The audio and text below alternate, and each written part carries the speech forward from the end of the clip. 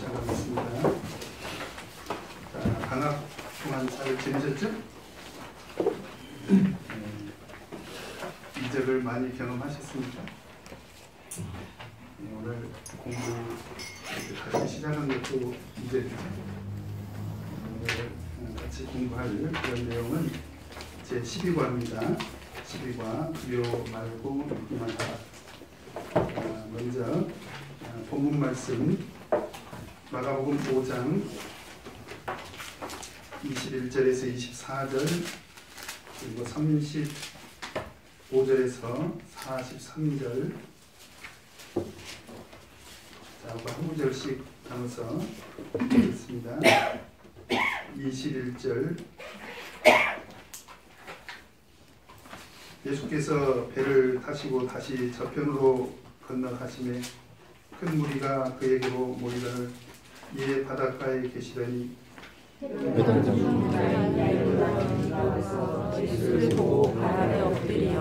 많이 간구하여 가로되 내 어린 딸이 죽게 되었사오니 오셔서 그 위에 손을 얹으사 그로 구원을 얻어 살게 하소서 하거늘 이에 그와 함께 가실새 큰 무리가 따라가며 에워싸 되더라. 35절 아직 말씀하실 때에 회당장의 집에서 사람들이 와서 가로되 당신의 딸이 죽었나이다. 어찌하여 선생을 더 괴롭게 하나이까?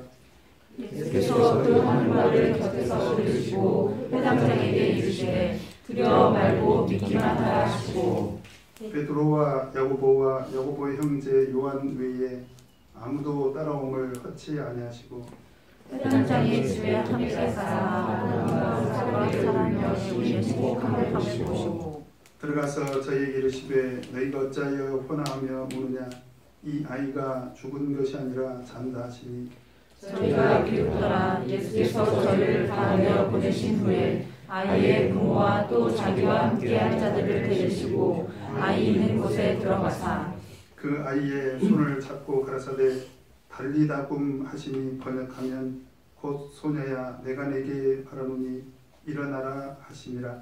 소녀가 곧 일어나서 보니 나는 12살이라. 사람들이 곧 크게 놀라고 읽겠습니다. 예수께서 이 일을 아무도 알지 못하게 하라고 저희를 많이 격려하시고 이에 소녀에게 먹을 것을 주라 하시니라. 아멘. 오늘 시간에는 회당장 야이로의 딸을 살리신 이적을 통해서 같이 은혜를 나누도록 하겠습니다. 성경에 보면 죽은 자를 살리신 사건이 몇 차례 나오죠? 네, 3번 나옵니다. 이걸 보통 우리가 생명회복, 죽었다가 다시 생명을 얻었기 때문에 생명회복 또는 소생, 죽었다가 다시 살아났다는 의미죠. 그런 생명회복 사건이다, 생명회복의 이적이다 라고 이렇게 표현할 수가 있는데요. 첫 번째 등장한 것이 7과에서 우리 7과에서 이미 공부했죠? 7과입니까? 8과에서 누구죠? 나인성 과부의 아들을 살렸습니다. 나인성 과부의 아들. 이미 내용 공부했죠? 장례식을 치르고 있는데 살려주신 거지. 누가복음 우리 7장에서 공부했습니다. 그 다음에 오늘 본문 회당장 우리가 보통 회당장을 붙여서 이야기를 해야 됩니다. 회당장이라는 신분이 주는 그런 의미가 있습니다. 그래서 회당장 야이로의 딸이죠. 그래서 예수님은 아들, 딸 구별하지 않으셨다. 그걸 알 수가 있습니다. 아들도 살리시고 딸도 살리시고, 그죠? 그 다음에 이제 앞으로 공부를 하게 될 건데요. 앞으로 19과에서 공부를 하게 될 건데 나사로를 살리셨죠? 나사로. 바로 마르다와 마리아의 오라버니 나사로를 공부를 하게 될 것입니다. 성경에는 딱 3번 등장해요. 뭐 그 이상 하셨는데 기록이 안 됐는지 우리가 알 수가 없습니다만 짐작컨대 죽은 자를 살리시는 이적은요, 사실은 그 이적의 어떤 그 영향력을 생각을 해본다면 이거 엄청난 이적입니다. 그죠? 죽은 자를 살리셨다. 뭐 모든 이적이 어떤 하나님의 능력을 나타내고 그 이적이 주는 영향력이 크죠. 그러나 죽은 자가 살아났다는 그런 이적은 특성이 엄청난 그런 영향력을 갖고 있기 때문에 저는 예수님이 살리셨다면 틀림없이 다 기록을 했을 것이다. 그렇게 판단하는 것이 더 정확하다고 생각을 합니다. 그래서 예수님께서 이 3번의 이적을 통해서 예수님은 어떤 분이시다. 이 생명회복 사건을 통해서 예수님은 어떤 분이시다. 우리가 믿고 있는 예수님은 어떤 분이시다.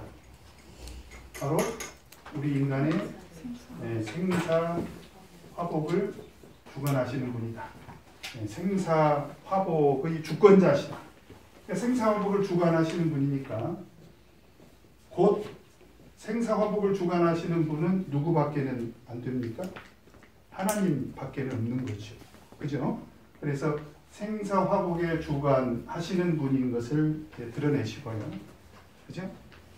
그 다음에 두 번째로 사실은 이 사람들이 결국은 다 다시 살아났지만 결국은 어떻게 됐습니까? 다 죽었죠. 그럼에도 불구하고 이 사건을 통해서 주시는 영적인 그 의미가 있습니다. 그게 뭐냐? 바로 우리에게는 이와 같이 하나님은 생사화복의 주관자시고 심지어 죽은 자까지 살리시는 것으로 봤을 때, 이런 것으로 봤을 때 우리에게는 바로 무엇이 있다는 것입니까? 바로 부활의 소망이 있다. 그래서 예수님의 생명 회복 사건을 통해서 우리에게 주시는 그 영적인 두 가지 큰 교훈이 있는데, 바로 예수님은 생사화복의 바로 그 주관자시다. 생사화복의 주권을 예수님이 갖고 계신다. 그리고 그 예수님을 통해서 우리는 부활의 소망을 가질 수가 있다. 라고 하는 그런 영적인 큰 교훈이 있는 바로 그런 내용이죠. 자, 그래서 우리 이제 공부를 하게 될 텐데요. 근데 사실은 좀 내용적으로 보면요, 이 부활과 생사화복 사건은 사실은 좀 차이가 있죠. 그죠? 그러니까 하나님은 생명을 주관하시긴 하지만 이 사람들을 살린 것은 사실은 전부 뭐예요? 육적인 생명을 소생시켜 주신 거고요. 결국 다 죽었잖아요. 그리고 부활은 뭐예요? 부활은 이거는 영생과 관련된 소생이죠. 영원히 사는 것입니다. 그러니까 이것은 어떤 육적인 생명을 다시 회복시켜 주신 그런 이적이라면, 부활은 사실은 영원히 사는 것을 우리에게 교훈으로 주고 있습니다. 자, 그러면 본문 내용 같이 살펴보도록 하겠습니다. 1번 우리 같이 한번 읽겠습니다. 1번 시작. 예수님 앞에 나온 사람은 누구며 그는 무엇을 강구하였나. 지금 22절에 보면 어떤 사람이 등장을 합니까? 어떤 사람이 등장해요? 회당장 중 하나인 야이로. 이런 걸로 봤을 때 회당장이 여럿이 있었다. 그렇죠? 그때 그 시대에 회당장이 여럿이 있었다. 그럼 회당은 하나인데 회당장이 여럿일까요? 아니면 회당이 여러 개 있었다는 얘기일까요? 회당이 여러 개 있었다. 성전은 하나인데 회당은 여러 개 존재했다. 그렇게 볼 수가 있겠죠? 그리고 그가 무엇을 간구를 했습니까? 23절에 보니까 내 어린 딸이 죽게 됐다. 그래서 오셔가지고 안수해달라. 그죠? 손을 얹으사 그로 구원을 얻어 살게 하소서. 그런데 나중에 내용을 들어보면 결국 죽죠. 그러니까 이때 이 상황이 어떤 상황이었다. 거의 죽게 됐다. 지금 그런 얘기죠. 네, 거의 죽게 됐다. 죽게 됐다는 말은 그 상태가 지금 숨 넘어가기 일보 직전이다. 굉장히 절박한 그런 상황이었다라고 하는 것을 알 수가 있습니다. 근데 여기서 이제 우리가 이 회당장이라는 사람에 대해서 좀 공부를 좀 하고 넘어가도록 해야 되겠는데, 이제 그때 당시에 회당이 존재했습니다, 실제로. 그래서 예수님이 전도하실 때도 회당에 들어가셔가지고 가서 율법도 선포하시고 이적도 행하시고 그렇게 하셨지 않습니까? 그래서 그때 당시에 실제로 회당이 존재했는데요. 사실은 구약 성경을 보면 이 회당의 실체에 대해서 뚜렷하지가 않습니다. 그러니까 구약 시대에는 예루살렘에 분명히 성전이 있었고요. 그리고 도처에 회당이 있었다. 이런 근거들이 뚜렷하지 않은데, 우리 이스라엘 역사를 공부를 해보면 이스라엘 역사 속에서는 이 회당이 등장을 합니다. 그러니까 신약 시대에 그 회당이 실제로 존재했지 않습니까? 그래서 많은 성경학자들은 어떻게 이 회당의 기원에 대해서 이야기를 하냐면, 이제 북이스라엘과 남유다로 이제 분열이 되고, 그 다음에 결국 바벨론에 의해서 북이스라엘이 먼저 함락을 당하고, 또 남쪽 유다도 이제 멸망을 하고 바벨론으로 포로로 잡혀가는 바로 그 시기가 BC 600년대에 그런 일들이 벌어지죠. 그리고 솔로몬 성전이 비슷한 어간에 이제 파괴가 됩니다. 바로 그때 이스라엘 백성들이 영적으로 대각성 운동이 벌어지고요. 결국 그로 인해서 나중에 이제 수룹바벨이 성전을 다시 회복을 하지 않습니까? 성전을 다시 건축을 하죠. 그 어간의 신앙 각성 운동에 의해서 예배처로, 그러니까 성전에서 드렸던 그 예배를 포로로 잡혀갔으니까 성전에 갈 수도 없고요. 또 서로 그 포로에서 돌아왔다 하더라도 성전이 다 파괴돼 버렸지 않습니까? 우리가 어떻게 하나님을 예배할 것인가? 바로 그것을 이유로 해서 예배처로 삼기 위해서 회당이 생겼다라고 하는 것이고요. 그리고 사실은 예배처로만 사용된 것이 아니라 거기에서 율법을 가르쳤습니다. 교육의 장소. 그러니까 성경 시대에 등장하는 회당은 큰 틀에서 보면 예배가 주 목적이었지만, 그러나 여기에서 교육도 이루어졌고요. 사실은 성도 간의 교제도 여기서 이루어졌습니다. 그래서 오늘날 사실은 영적으로 보면 교회는 하나님의 성전이죠. 그죠? 너희가 하나님의 성전인 것과, 그때 그 성전은 바로 예루살렘 성전을 영적으로 의미하는 것이고요. 그 다음에 교회에서 이루어지는 이런 기능적인 면에서 우리가 하나님을 예배하고 교육을 하고 교제하는 그런 측면에서는 회당이 바로 오늘날 그 교회의 기능을 대신하고 있었던 그런 곳이었다라고 하는 것을 우리가 알 수가 있습니다. 자, 그런데 바로 회당장은 누구냐? 바로 그 회당을 관리하는 최고 책임자였죠. 그래서 이스라엘의 장로 중에서 회당장을 세워가지고 회당을 관리하게 했는데요. 그러다 보니 이 회당장은 장로지 않습니까? 이스라엘 백성들에게 대단히 존경받는 그런 사람이었을 거고요. 이스라엘 사람들에게 굉장히 영향력 있는 그런 사람이었습니다. 그런데 그는 신앙적으로 보면 유대교를 믿고 있었겠죠. 그때 당시에 예수님을 따르는 사람들도 많이 있었지만 정통 신앙을 가진 유대인들에게는 예수님은 핍박의 대상이었습니다. 그런데 그런 회당장이었던 야이로가 예수님을 찾아왔다. 그것은 대단한 사건이었다라고 하는 것을 알 수가 있는데요. 그가 예수님께 찾아와서 보인 그 태도를 보면요. 야이로가 찾아와서 예수를 보고 어떻게 합니까? 어떻게? 발 아래 엎드렸다는 거예요. 그러니까 이 야이로는 예수님을 찾아올 때부터 야이로가 이제 예수님을 찾아왔는데요. 예수님은 그 생사화복의 주관자인 것을 알고 믿고 왔겠죠. 야이로가. 그래서 회당장이었음에도 불구하고 예수님을 찾아왔다면 그는 굉장히 겸손한 사람이었다. 그런 종교적으로 그런 세상적인 지위도 겸해서 갖고 있는 그런 위치라고 볼 수가 있는데, 그래서 세상적으로 사실은 정치적으로 종교적으로 굉장히 높은 그런 지위를 가지고 있었던 그런 회당장의 지위에 있었음에도 불구하고 예수님께 찾아와서 무릎을 꿇고 엎드렸다는 거예요.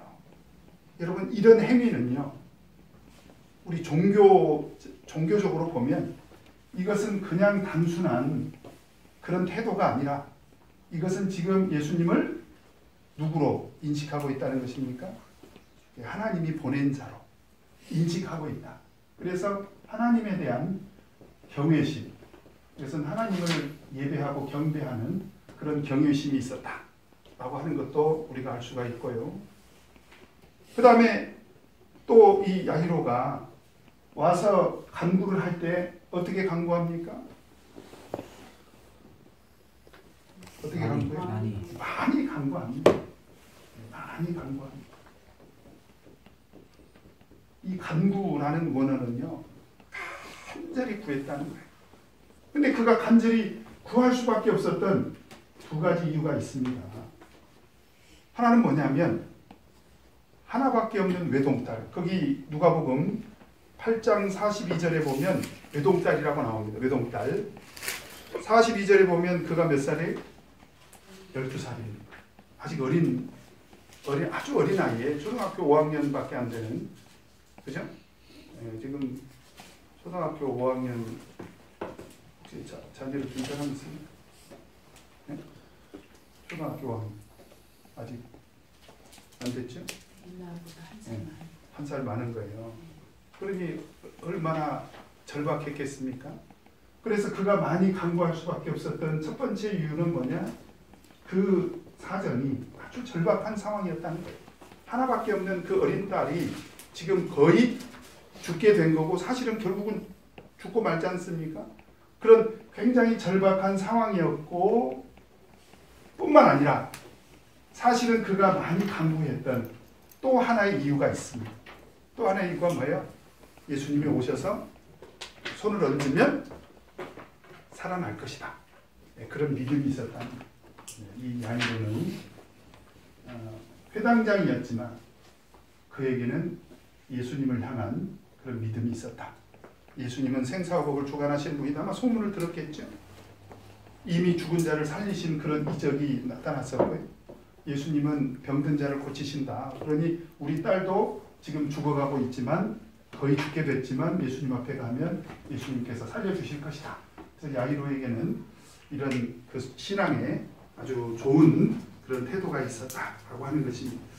그래서 하나님께서는 우리에게 조건 없이 값 없이 아무 대가 없이 공로 없이 은혜를 주시지만 그래서 성경을 보면요, 어떤 사람에게 더 풍성한 은혜가 임하느냐, 그것을 보면 이런 겸손하게 하나님을 정말 경외심을 가지고 간절히 간구하면서 절박한 그런 사연을 알려면 믿음으로 또 구하면 하나님께서 은혜를 주신다라고 하는 것도 우리가 알 수가 있습니다. 자, 그 다음에 두 번째 2번 같이 읽겠습니다. 시작.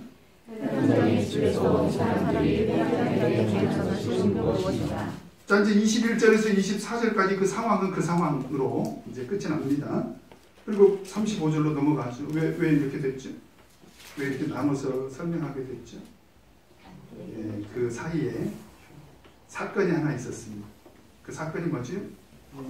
혈루증 걸린 그 여인을 이제 고치느라고 그 사건이 삽입이 되죠. 그것은 그 사건을 일부러 삽입한 것이 아니라 그런 상황이 벌어졌다는 거예요. 그래서 회당장 야이로가 우리 딸이 죽게 됐으니까 빨리 오셔서 손을 얹어가지고 안수해서 우리 딸을 좀 제발 빨리 살려주세요 이렇게 호소를 하고 있는데 지금 어떤 상황이 벌어지냐면 24절에 보니까요. 같이 한번 읽겠습니다. 시작. 이에 그와 함께 가실새 큰 무리가 따라하며 애워싸 엄청나게 많은 사람이 지금 밀고 끌고 당기고 막 하면서 예수님을 둘러싸면서 많은 인파가 지금 몰려들어서 아마 예수님 발걸음이 더뎌졌을 것이다. 뿐만 아니라 12해를 혈루증으로 앓는 이 여자가 이제 예수님 옷자락을 만지면서 이제 병을 낫게 됐고 예수님이 능력이 빠져나간 걸 아시고 누가 내 옷에 손을 댔느냐? 그래가지고 결국 여자하고 대화를 하게 됐고, 그래서 결과적으로 여자야 내 믿음이 너를 구원하였다 이렇게 이제 말씀하신 이 상황이 좀 지체가 되는 이제 그런 상황이 벌어지게 된 거죠. 자, 그것으로 인해서 어떤 일이 벌어집니까? 35절에 보니까 집에서 사람이 와서 말하기를 뭐라고 말을 합니까? 당신의 딸이 죽었느니라. 그리고 어찌하여 선생을 더 괴롭게 하나니까. 이건 지금 사실은 예수님이 옆에서 들은 얘기예요. 35절에 보니까 36절에 보니까 예수께서 그 하는 말을 어떻게 해요? 곁에서 들으시고. 그러니까 지금 이 사람들은 예수님은 안중에 있어요, 없어요? 이 회당장 야이로는 예수님이 우리 딸을 살려주실 것이다 그런 믿음을 갖고 왔는데, 지금 그 집에서 온 사람들은 그 회당장 야이로의 딸이 이제 숨이 꼴깍하고 이렇게 넘어가 버려가지고 이제 죽은 것을 본 사람들 아닙니까? 그러니까 이 사람들은 예수님께는 안중이 없습니다. 그리고 회당장 야이로에게 와서 딸이 죽었다. 아주 절망적인 상황이죠. 그리고 심지어 뭐라고까지 얘기합니까? 선생님을 더 괴롭게 하지 마라. 예수님께 물어봤어요? 안 물어봤어요? 예수님, 이런 경우에도 살려주세요? 라고 묻지도 않고, 그죠? 또 구하지도 않고, 그냥 확정적으로 뭐라고 얘기해? 더 이상 괴롭게 하지 마라. 희망이 있다, 없다? 누구 생각이요? 누구 생각? 자기들 생각이죠. 사실 그게 믿음 없는 생각이죠. 왜냐하면 예수님은 생사와 복의 주관자신데 전혀 그런 믿음이 없으니까 이 사람들 입장에서는 이제 당신의 딸이 죽었다. 이제 끝났다. 이제 희망이 없다. 이 상황은 절망적이다. 그래서 어떻게 하라는 것입니까? 이제 선생을 더 이상 괴롭게 하지 마라. 그러니까 절망적인 그런 상황을 지금 확인하는 이제 그런 말을 하고 있습니다. 자, 그 다음에 3번 같이 읽겠습니다. 시작. 나를 곁에서 들으신 예수께서 하신 말씀이 무엇인가? 자, 예수님께서 뭐라고 말씀하십니까? 36절에 같이 읽겠습니다. 시작. 하나님 것을 전해주고 신앙자에게 이르시되 두려워 말고 믿기만 하라. 예수님께서 이제 그 하는 말을 옆에서 들었습니다. 그 뭐 집에서 보낸 사람들이 이제 당신의 딸이 죽어버렸다. 이제 끝이다. 절망적이다. 더 이상 예수님께 매달리지 마라. 사람들은 사실은 믿음 없는 얘기죠. 여러분, 그래서 우리가 이렇게 그 신앙생활 하다가 사실 우리도 마찬가지인데요.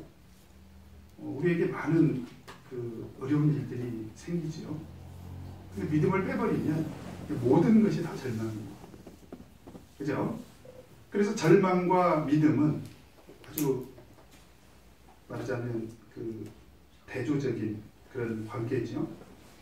그러니까 믿음이 없어서 절망이고, 믿음이 있으면 희망이 있는 거죠. 그런데 예수님께서 그 이야기를 들으시고 뭐라고 말씀하시냐면 두려워 말고 믿기만 해라. 그 얘기를 누구에게 합니까? 누구에게 해요? 회당자에게 하죠. 예수님께서 뭐라고 말씀하시냐면 두려워 말고 어떻게 해요? 믿기만 하라. 믿기만 하라. 그렇게 얘기를 합니다. 오늘 성경 공부 말씀의 제목이죠. 두려워 말고 믿기만 하라. 왜 예수님께서 왜 이런 얘기를 했을까요? 일단 표면적으로 보면 이 사람은 두려워하고 있죠. 왜 그렇습니까? 누구나 마찬가지예요. 이건 누구나 마찬가지예요. 우리 인생에서 가장 큰 두려움은 뭐예요? 가장 큰 고통, 가장 큰 고난, 죽음이죠. 그렇죠? 사실은 믿음 안에 있는 사람에게도 이 죽음은 마찬가지입니다.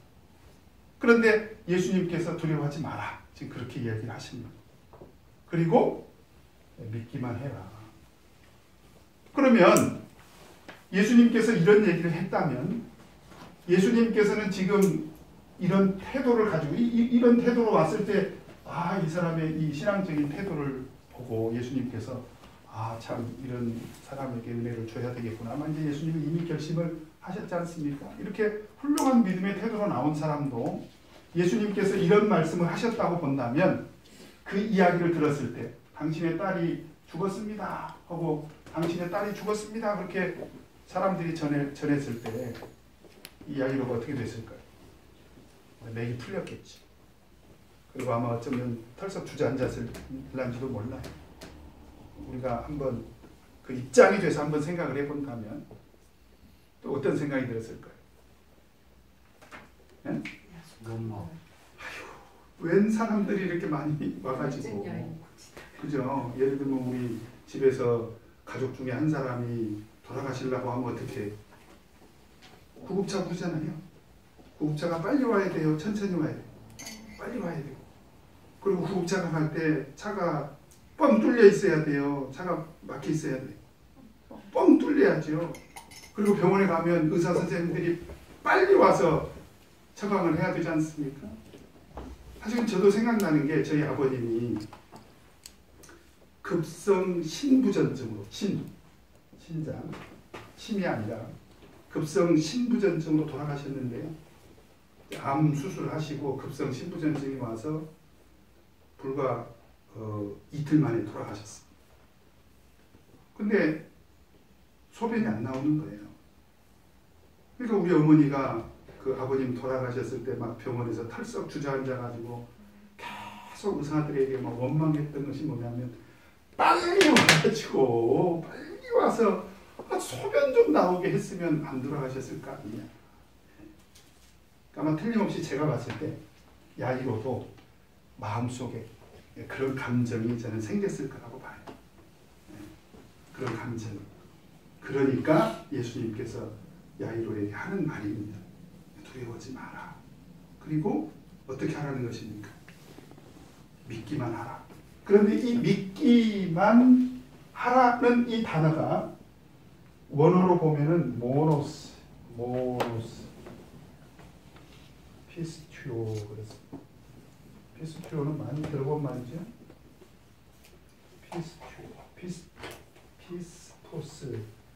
피스티스에서 나온 파생된 단어인데 이 모노스라는 단어를 우리 한글 성경에서 만이라고 이렇게 번역을 한 거예요. 예. 앞에 믿으라는 말은 피스튜오고요. 만을 모노스로 번역을 한 건데 헬라어는 이 모노스가 앞에 있습니다. 수식어죠.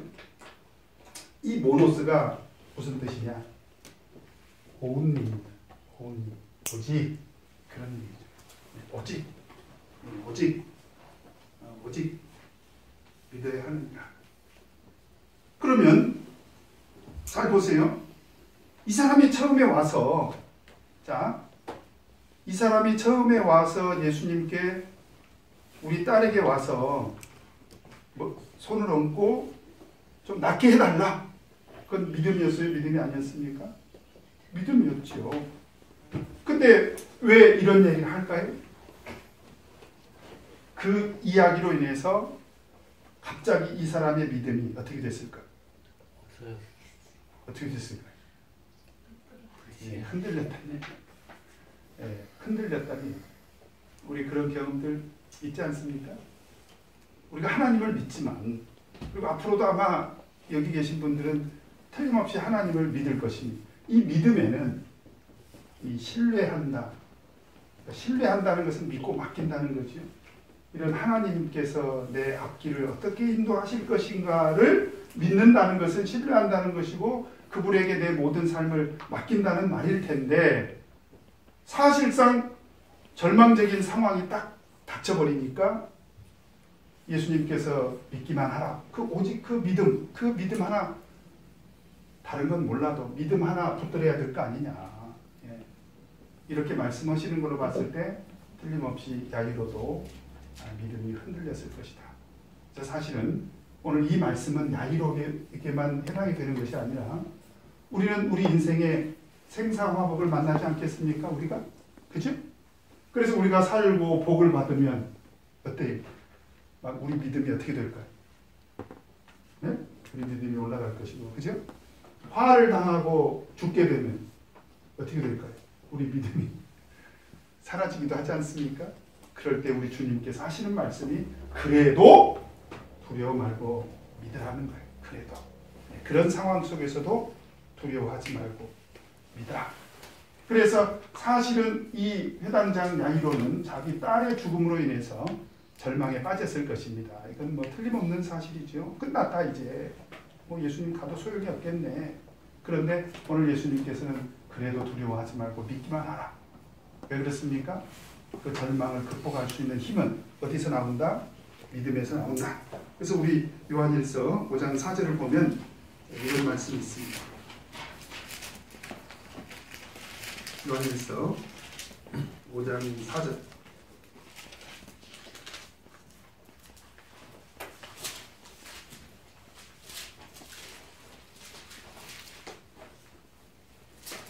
같이 읽겠습니다. 시작. 그저 하나님께로서 난 자마다 세상을 이기느니라. 여기서 보면 세상을 이긴다. 그 바로 그 세상은 어떤 세상입니까? 우리 믿음을 뺏어가는 그런 세상이죠. 사실. 우리는 세상에 있다 보면 어떤 생각이 들어요? 무엇을 먹을까 마실까 입을까 걱정하게 되죠. 그리고 세상을 두려워할 수도 있죠. 세상이 우리를 핍박하고 세상이 우리를 조롱하고 우리 믿음을 인정하지 않고 그렇죠? 그런 세상을 두려워하지 말라는 거예요. 얼마든지 이길 수 있다. 어떻게? 믿음이라는 거예요. 그래서 그런 믿음으로 이길 수 있는 사람들이 바로 하나님께로 난 자들을 말한 것이다. 그래서 오늘 예수님께서 오직 믿음으로 나가라는 말은 바로 그런 절망적인 상황에서 그 절망을 극복할 수 있는 유일한 길은 바로 믿음이다라는 것이죠. 여러분 마태복음 14장에 보면 이제 베드로가 바다를 걷지 않습니까?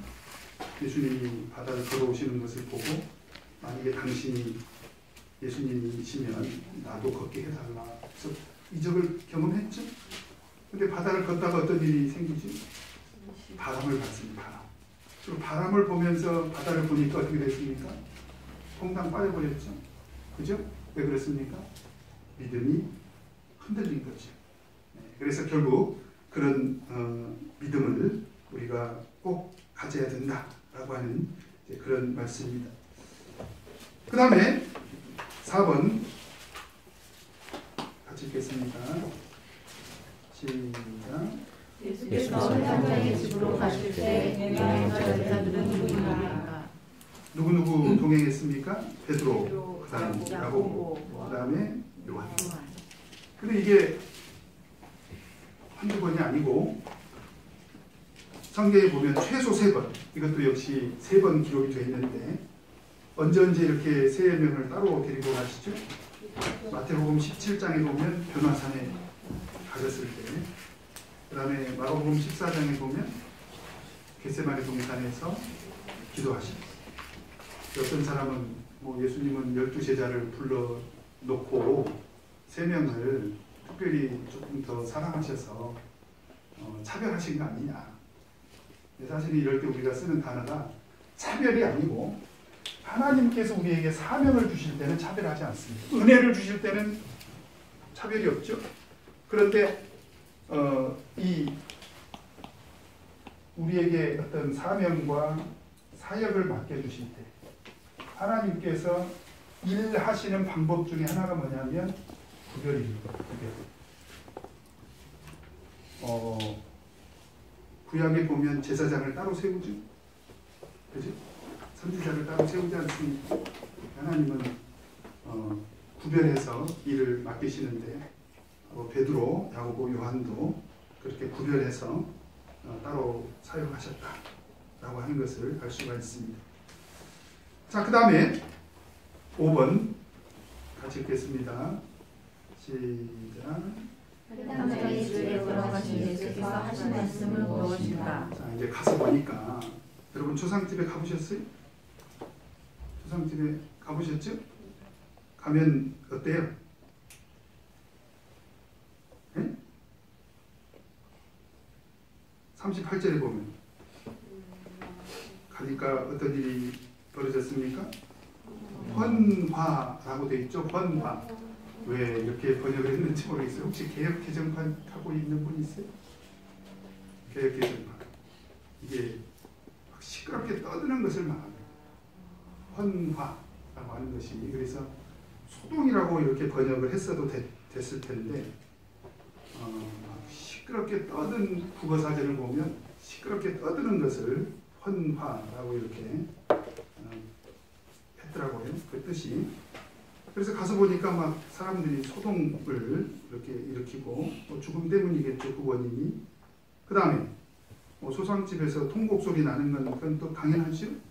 그런데 이런 소동과 통곡은 그 죽음이 가져다주는 그런 고통이죠. 그 고통의 상태를 말하는 거죠.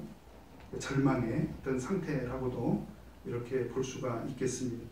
그런데 그런 아주 고통과 절망이 가득 찬 그런 초상집 분위기에 가서, 사실은 그런 초상집 분위기에 가서 필요한 게 뭐예요? 위로죠, 위로. 근데 예수님께서 뜻밖의 말씀을 하십니다. 39절에 보니까 뭐라고 말씀하십니까? 너희가 어찌하여 헌화하며 우느냐? 어찌하여 이렇게 시끄럽게 소동을 일으키고 우냐? 초상집에서 소동을 일으키고 우는 건 당연한 거 아닙니까? 근데 예수님께서 왜 헌화하며 우느냐? 그러면서 뜻밖의 얘기를 하십니다. 이 아이가 죽은 것이 아니라 뭐라고요? 진짜 그럴까요? 진짜 이 아이가 사실은 죽은 것이 아니라 실신한 걸까요? 예를 들면, 자, 우리가 병행 구절을 한번 찾아볼 필요가 있습니다. 실제로 그랬는지. 누가복음 8장 55절 한번 보도록 하겠습니다. 이것도 똑같은 이 사건을 다루고 있는 그런 기사인데요. 8장 55절을 보면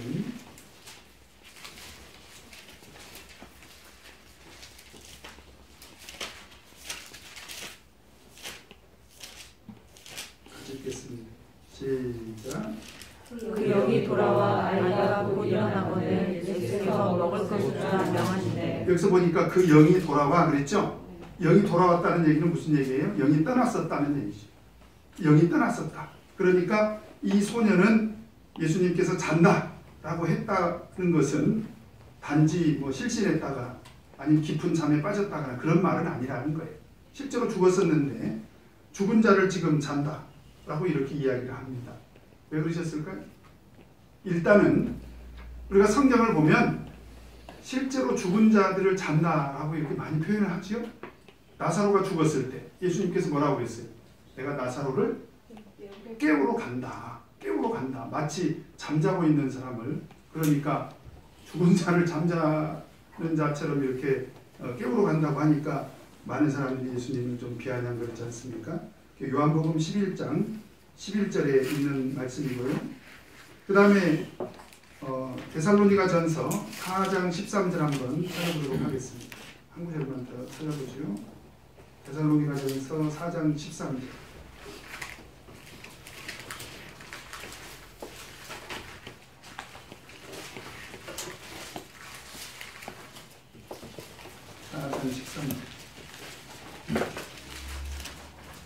같이 읽겠습니다. 시작. 형제들아, 다른 자들의 관하여는 너희가 알지 못함을 우리가 원치 아니하노니 이는 소망 없는 다른 이와 같이 슬퍼하지 않게 하려 함이라. 여기서 자는 자가 등장하는데요. 이 사람들이 누구냐? 14절에 보면 우리가 예수에 죽었다가 다시 사심을 믿을진대 이와 같이 예수 안에서 자는 자들도 하나님이 저와 함께 데리고 오시리라. 여기서 죽은 자 가운데서 다시 사셨다는 말씀을 언급한 것으로 봤을 때 여기서 말하는 자는 자들은 누구를 말하는 거예요? 죽은 자들을 말하는 것이 죽은 자들. 그래서 16절에 보면 주께서 호령과 천사장의 소리와 하나님의 나팔로 친히 하늘로 쫓아 강림하시리니 그리스도 안에서 죽은 자들이 먼저 일어나고, 이 자는 자들은 지금 죽은 자들을 말하는 거죠. 그죠? 그러니까 예수님께서 잔다, 죽은 것이 아니라 잔다 이렇게 말씀하시는 것도 이건 맞는 말이죠. 신앙적으로 보면 맞는 말이죠. 그런데 그 맞는 말씀 하시려고 예수님께서 잔다 이렇게 말씀을 하셨을까요? 사실 그렇지 않습니다. 사실은 죽은 것이 아니라 잔다 이렇게 말씀한 것은 사실은 죽은 것은 잔 것이나 마찬가지다. 그 말씀을 하시려고 한 것이 아니라, 왜냐하면 지금 데살로니가전서 4장 13절에 등장하는 자는 자들은 어떤 사람들이에요? 이미 땅에 묻혀버린 그런 사람들을 말한 것이고요. 이 소녀는 살아나야 되잖아요. 그러면 예수님께서 죽은 것이 아니라 잔다 라고 말씀하신 데는 의도가 있다는 거죠. 어떤 의도가 있습니까? 내가 다시 살리겠다. 내가 다시 살리겠다. 그런 하나님의 능력을 나타내려고 하신 말씀이죠. 그래서 생명 회복을 전제하고 희망을 주는 그런 희망의 메시지입니다. 그래서 사실 오늘 우리가 영적으로 보면 예수님은 어떤 분이시다? 생사화복의 주관자시다. 그래서 죽은 자도 살리신 것으로 봤을 때 예수님께서 뭐라고 말씀하셨어요? 요한복음 11장 25절 26절에서 뭐라고 말씀하셨습니까? 나는 부활이요 생명이요 나를 믿는 자는 죽어도 살겠고, 나를 믿는 자는 죽어도 산다는 거예요. 사실은 육신적으로 보면 생명회복 사건도 해당이 될 수 있고요. 결국 나사로를 살리셨지 않습니까? 요한복음 11장에서 살리셨죠. 그 다음에 살아서 나를 믿는 자는 뭐라고 그랬습니까? 영원히 죽지 아니하니 이것을 내가 믿느냐. 그것은 무엇을 말하는 거예요? 바로 부활의 능력을 말하는 것입니다. 그러니까 예수님의 생명회복 사건에 들어있는 영적인 교훈에는 바로 그런 부활의 소망이 들어있다는 거예요. 그래서 제가 이렇게 이제 실제로 목회를 하면서 이렇게 어려움 중에 하나가 뭐냐면 이 장례를 치르면서 이제 예배를 드리고 말씀을 선포하는 것인데, 참 그 목회 초기에는 굉장히 좀 어려움을 많이 겪었습니다. 근데 제가 체험을 해보니까 이 죽음에 대한 의미가 내가 이렇게 관념적으로 생각했던 것과는 많이 다르다. 제가 이제 저희 언젠가도 이 얘기를 했습니다만, 저희 아버님 돌아가셨어요. 근데 어떤 말로도 사람의 말로는 위로가 안 되더라. 어떤 분 오셔가지고 저희 아버님이 72살에 돌아가셨는데 어떤 그 분이 오셔가지고 아버님 오래 사셨으니까 그 얘기 하시고, 근데 72살에 돌아가셨는데 자식된 입장에서 그게 받아들여집니까?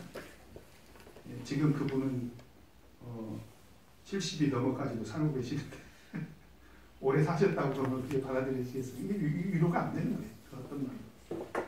근데 그때 우리 허야곤 목사님이 오셔가지고 허야곤 목사님이 우리 아버님을 전도하셨거든요. 같이 울어주시더라. 한참을 우시더니 갑자기 눈물을 딱 그치시고는 이 말씀을 하시는 거예요. 나는 부활이요 생명이니 나를 믿는 자는 죽어도 살겠고 살아서 나를 믿는 자는 영원히 죽지 아니하리니 이것을 너희가 믿느냐? 그러는데 그 말씀이 위로가 되더라. 그러니까 하나님 말씀을 통해서 그 사실이 믿어지니까 그렇구나. 우리 아버님을 마지막 날에 다시 만날 수 있는 그런 부활 가운데서 다시 만날 수 있는 그런 소망이 있구나. 그것이 위로가 되더라. 그게 힘이라는 거죠. 그래서 오늘 예수님께서 하신 말씀은 사실은 그 소녀에게는 다시 살아날 수 있는 그런 소망, 그 야이로, 소녀의 아버지 야이로에게는 딸이 다시 살아난다는 그런 소망이 되지만 오늘 우리에게는 어떤 소망을 주는 것입니까? 네? 어떤 분이 암에 걸렸어. 결국 수술을 했는데 죽었어. 근데 그 앞에서 우리는 이건 자는 거야. 예수님이 말씀하셨어. 이건 죽은 것이 아니라 자는 거야. 우리 깨울 수 있어. 가지고 거기서 그냥 1년이고 2년이고 3년이고 기도하면 어떻습니까? 이게 가합니까? 하나님께서 은혜 주셔서 살아난 사람들도 있어요. 저는 그 사실은 분명히 밝힐 수 있습니다. 제가 그런 간증을 많이 들었어요. 대만에 가서도 낙약교회에 가가지고 돌아가셨던 분이 그 돌아가셔서 천국에 갔다가 나머지겠죠. 천국에 갔다가 어떤 노래 하나를 배우고 왔는데 그 노래가 뭐냐면 할렐루야 노래입니다. 할렐루야 할렐루야 그 찬송을 배워갖고 오셨어요. 그 손주에게 제가 간증을 직접 들었습니다. 죽은 자가 살아나는 것도 있어요. 하나님의 능력입니다. 그런데 오늘 우리가 더 소망을 가져야 되는 것은 단순히 육신적으로 그 생명이 죽었다가 다시 살아나는 그것보다는 오늘 예수님께서 잔다 라고 말씀하시는 데는 우리에게 어떤 소망을 주시려고 하신 말씀이기도 하다, 부활의 소망을 주시려고 하신 말씀이기도 하다. 바로 그 희망을 오늘 우리에게 주시는 것입니다. 그 다음에 6번 가겠습니다. 시작. 사람들이 주제를 모여있던 사람들은 예수의 말씀에 어떤 반응을 보였는가. 자, 그 얘기를 하니까 그 사람들의 반응이 뭐예요? 40절에 보면 저희가 비웃더라. 그러니까 하나님의 능력을 믿지 못하는 사람들, 영적인 사건에 대해서, 영적인 사실에 대해서 무지한 사람들은 이런 반응을 사실 보이는 거죠. 대표적으로요, 이런 반응이 언제 일어났냐면 하나님께서 소돔과 고모라를 심판하시겠다. 그래서 이제 사람을 보내지 않습니까? 천사를 보내죠. 그래가지고 이제 그 누구죠? 그 아브라함의 조카 롯과 그 가족들을 모아놓고 하나님께서 이 소돔과 고모라를 불과 그 롯과 그의 아내와 그 딸들은 이야기를 받아들였죠. 그래도 믿음이 있습니까? 사위들은 어떤 반응을 보였습니까? 뭐라고 했어요? 농담으로 얘기했다. 비웃었다는 얘기죠. 네. 공통점이 있는 거예요. 영적인 사건에 대해서 무지하거나 또는 하나님의 능력을 부정하는 그런 사람들의 반응이 뭐냐? 비웃는 거죠. 조롱하는 것입니다. 그래서 어떻게 했습니까? 그래서 어떻게 해서 예수님이 그들을 어떻게 하라고 했습니까? 다 네, 쫓아냈습니다. 사실은 예수님께서는 지금 이 야이로의 딸을 살리시려고 지금 가신 거잖아요.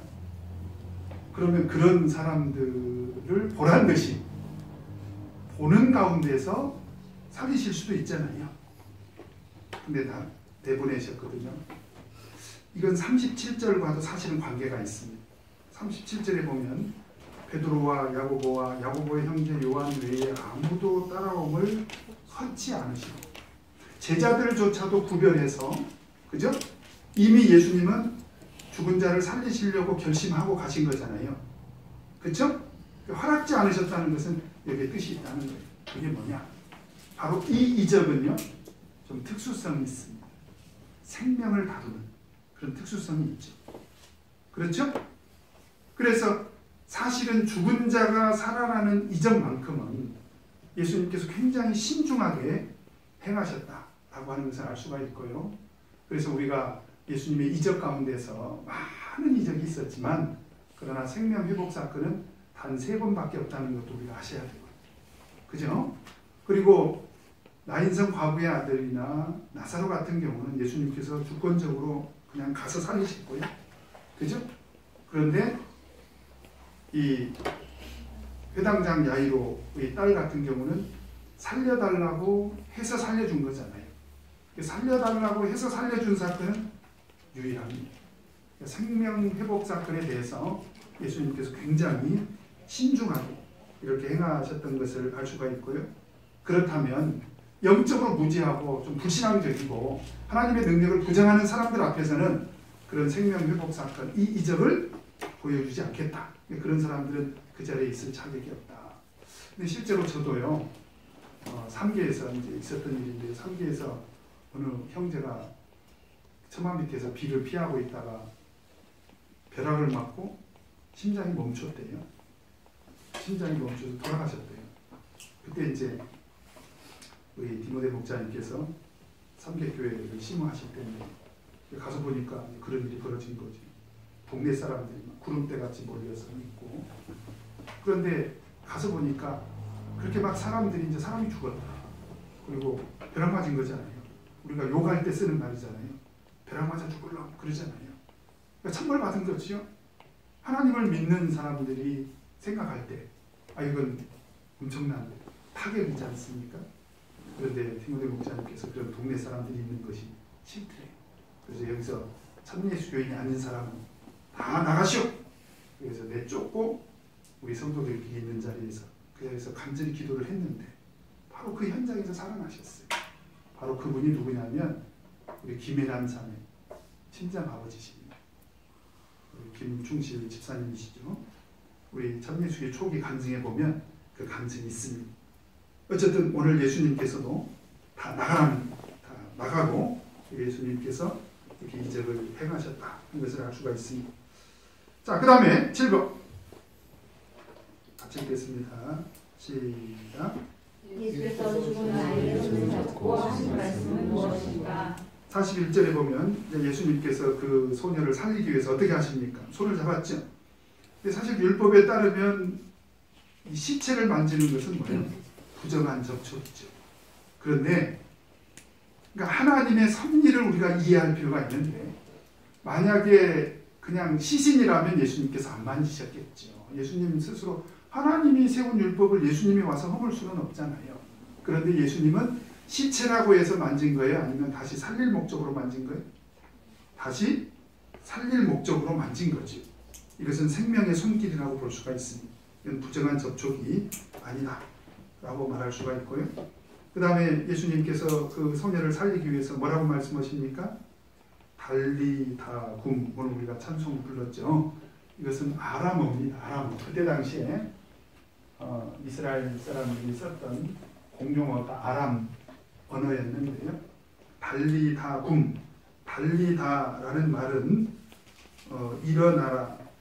소녀야 그런 뜻이고요. 달리다.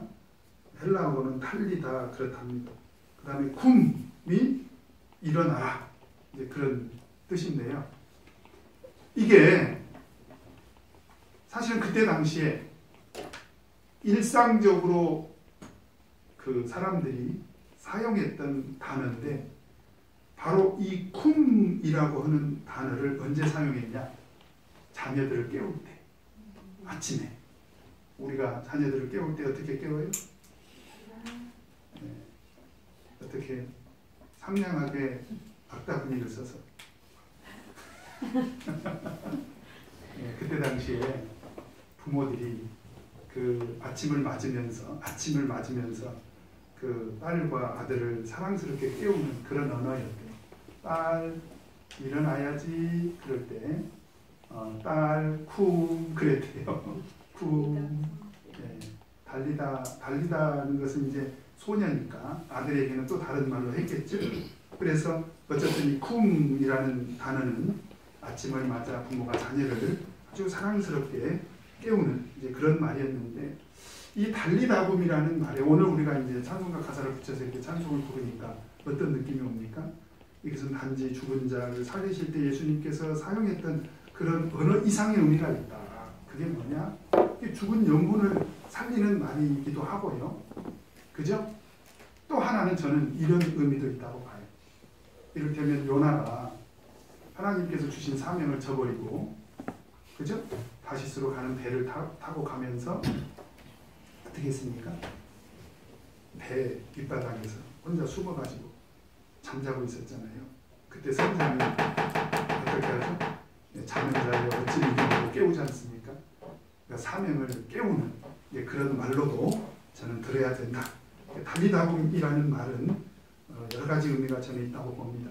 죽은 자를 살리는 말이기도 하고 죽은 영혼을 깨우는 그런 말이기도 하고 사명을 깨우는 그런 의미도 있다라고 이렇게 생각을 합니다. 그런 교훈이 있다 하는 거죠. 자, 그 다음에 마지막으로 8번 같이 한번 읽겠습니다. 시작. 예수께서 소녀를 살리신 후에 어떤 당부의 말씀을 하셨는가? 43절에 보면 이 일을 아무도 알지 못하게 해라. 근데 가끔씩 그런 말씀을 하셨죠. 가끔씩 예수님께서 이제 그런 말씀을 하셨는데 그래도 우리가 이제 한번 좀 생각을 해볼 것은 지금 19절에 보면 5장 19절 그냥 같은 지금 그 비슷한 시기에 5장 19절에 보면 귀신 들렸던 사람을 고치시고 나서는 허락지 아니하시고 저에게 이르시되 집으로 돌아가 주께서 내게 어떻게 큰 일을 행하사 너를 불쌍히 여기신 것을 내 친속에게 어떻게 하라고 했습니까? 보아라. 가서 좀 전해라. 하나님께서 너에게 어떤 은혜를 베풀어 주셨는지, 어떤 큰 일을 행하셨는지, 너를 불쌍히 어떻게 여기셨는지 내 친속에게 구하라. 그렇게 말씀하셨고요. 바로 직전에 어떤 사건이 있었죠? 바로 직전에 어떤 사건이 있었습니까? 바로 직전에 12해를 혈루증으로 앓는 여인이 예수님 옷자락에 손을 대고 고침을 받았잖아요. 그때 예수님께서 그냥 아는 체 안 하고 가셨을 수도 있잖아요. 그러면 이 혈루증 걸렸던 여인도 몰래 예수님 옷을 만진 바람에 고침받은 사실로 인해서 이 사람이 두렵게 생각을 했잖아요. 33절에 보면 여자가 제게 이루어진 일을 알고 두려워하여 떨며 그랬잖아요. 예수님이 굳이 누가 내 옷에 손을 대느냐라고 말씀하시지 않았다면 이 여자도 어쩌면 평생 죽은 듯이 말 안 하고 살았을 수도 있는데 왜 예수님께서 누가 내 옷에 손을 댔느냐, 예수님께서 몰라서 물은 말이에요? 아니면 이 사실을 드러내려고 하신 거예요. 이 사실을 드러내려고 사실 일부러 하신 말씀이거든요. 그래서 그 여인의 믿음을 많은 사람들에게 그 옷자락에 손만 대어도 낫겠다는 믿음을 드러내신 거죠. 그래서 19절이나 이 혈루증 걸린 여인의 경우를 놓고 보면 예수님께서 이적을 행하시고 이렇게 좀 공개적으로 하셨는데 왜 오늘 이 생명회복 사건을 행하시고는 이 일을 아무도 알지 못하게 하라고 하셨는가? 이건 우리가 이제 이렇게 좀 생각해 볼 수가 있습니다. 첫째는 이것은 그 생명회복 사건의 이전의 특수성이니까 죽은 자를 살렸다는 거예요. 죽은 자를 살렸다. 그렇죠? 어떤 생명회복 사건의 어떤 특수성도 있고, 그리고 실제로 사실은 예수님께서 이런 경우에 알리라고도 했지만 알리지 말라고 했을 때 일어났던 일이 있어요. 1장 44절 45절 한번 보도록 하겠습니다. 문둥병을 고침 받은 사람에게 한 말입니다. 44절 45절 같이 읽겠습니다. 시작. 상당하게 아무것도 하지 말고 가선에 멈춰서 당을 보이고 깨끗게 되는 날 모세의 명한 것을 드려 저녁에 증거하라 하셨더니 45절 그러나 그 사람이 이 일을 많이 전파하여 몸에 퍼지게 하니 그러므로 예수께서 다시는 일어나게 동네에 들어가지 못하시고 오직 아까 함정한 곳에 계셨으나 사방에서 그에게 나아오더라. 이런 일로 인해서 어떤 일이 벌어졌습니까? 예수님의 사역에 도움이 됐어요? 방해가 됐어요? 방해가 됐다. 예수님은 얼마든지 병든 자 고치실 수 있고 얼마든지 죽은 자 살리실 수 있어요. 그런 능력도 있으신 분이에요. 그런데 세상에 오신 것은 그 목적 때문에 오신 것은 아니죠. 메시아 사역 때문에 오셨는데 오히려 그런 일들이 알려짐으로 인해서 어떤 일도 있었다는 거예요. 방해가 되기도 했다. 그래서 그걸 염려하시고 예수님께서 부탁을 하신 걸로도 보이고요. 영원히 비밀에 붙이라는 거예요? 아니면 한시적인 당부일까요? 한시적인 당부죠. 그래서 결국 나중에 예수님께서 이제 십자가 고난을 당하시고 부활하시고 하늘로 승천하신 뒤에는 제자들이 적극적으로 이런 하나님의 능력과 권능, 그 다음에 예수님께서 구주이신 것, 예수님이 하나님이신 것을 적극적으로 이렇게 전하셨지 않습니까? 그래서 예수님께서 그런 당부의 말씀을 하신 것은 한시적인 그런 명령이었다라고 하는 것을 알 수가 있습니다. 자, 그리고 그 소녀를 살리신 뒤에 그 소녀에게 뭘 주라고 하십니까? 먹을 것도 줘라. 왜 먹을 것부터 주라고 했을까요? 뭐 중요한 게 아닙니다. 왜 먹을 것을 주라고 했습니까? 먹을 거 싫어요. 네? 아프면 어떻게 돼요? 많이 굶죠. 근데 죽어가는 사람이 배고프다고 밥 달라지 못하죠. 살아나면 어떻게 될까요? 살아나면 배가 고프죠 이제. 그러니까 예수님이 자상하셨다. 중요한 것은 아니지만 예수님은 참 자상하신 분이셨다. 뭐 먹을 것 주라고 안 해도 달라고 할 것이고 또 부모가 챙겨줄 것인데 예수님께서는 먹을 것들을 챙겨주셨다라는 것을 알 수가 있습니다. 자, 그러면 우리 25쪽으로 가서요. 내 삶에 적용하기 넘어가 봅시다. 1번 같이 한번 읽겠습니다. 시작. 어린 딸의 죽음을 접하고 하게 당자에게 예수는 두려워 말고 믿기만 하라고 하시며 이르셨습니다. 처음 예수께 나아가서 걸어오던 그 믿음에서 결코 떨어지지 말고 낙심하지 말라는 것입니다. 나는 나의 간구가 당장 응답되지 않을 때 두려워하며 낙심한 적은 없습니까? 어떻게 하면 흔들리지 않는 굳센 믿음을 소유할 수 있을까요?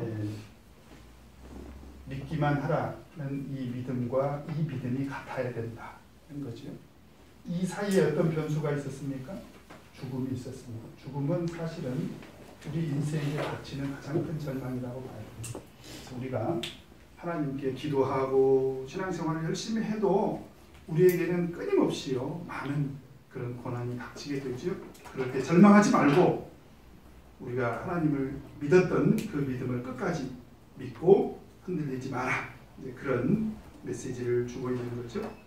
그 다음에 2번 같이 읽겠습니다. 시작. 예수께서는 소년의 죽음 앞에서 이 아이가 죽은 것이 아니라 잠잠하다고 말씀하셨습니다. 이는 죽은 소녀를 살려주실 것에 대한 암시와 더불어 그리스도 안에 있는 자는 죽어도 마지막 날에 다시 살아날 것이라는 부활의 소망을 깨우쳐주시기 위함입니다. 나는 사랑하는 사람의 죽음 앞에서 두려움과 슬픔으로 괴로워한 적 없습니까? 나는 마지막 날에 반드시 다시 부활할 것이라는 소망이 있습니까? 자, 우리 죽음 앞에서 슬퍼하는 거 자연스럽죠? 그렇지 않습니까? 근데 아까 우리 읽었던 데살로니가전서 4장 13절에서 그 죽음 앞에서 우리는 어떤 태도를 가져야 된다고 이야기하고 있습니까? 소망 없는 이들처럼 슬퍼하지 말라는 거예요. 그러니까 슬퍼하지 말라는 말이 아니라 우리에게는 어떤 소망이 있습니까? 부활의 소망이 있으니까 그 죽음의 이별 앞에서 이제 영원한 이별인 것처럼 너무 절망적으로 슬퍼하지 말라는 거예요. 부모가 돌아가셨는데 울어야죠. 네? 울 거죠, 진일이? 네. 울어야지. 그런데 소망 없는 이와 같이는 울지 마라. 슬퍼하지 마라. 왜냐하면 우리에게는 부활의 소망이 있지 않느냐. 그런 얘기입니다. 그 다음에 3번 같이 읽겠습니다. 시작. 예수께서는 이미 세상을 치러 오는 너희 손에 손을 직접 잡아주심으로 그녀를 다시 살려주셨습니다. 이는 당시 유대사에서 무기시하던 인물이나 오히려 예수님은 큰 정신과 배를 나타내시며 큰 사랑의 모습을 보여주신 것입니다. 나는 비참하고 추한 상태에 빠진 사람에게 손을 내밀어 정신과 배를 보인 적이 있습니까? 율법을 어긴 것이 아니라 그 생명을 회복시켜 주시기 위해서 율법을 초월하셨다라고 이렇게 우리가 생각을 해야 되겠죠. 자, 그 다음에 적용 포인트 같이 한번 읽겠습니다. 시작. 예수 그리스도께서는 소년의 죽음 앞에서 두려워 말고 믿기만 하라고 하셨습니다. 예수님에게는 소년의 생명을 회복시켜 주실 권세가 있었기 때문입니다. 살아가는 동안에 육신의 질병과 서로 부족한 문제였더라도 두려워하거나 절망하지 말고 생명의 주인이신 예수님을 항상 바라보시기 바랍니다.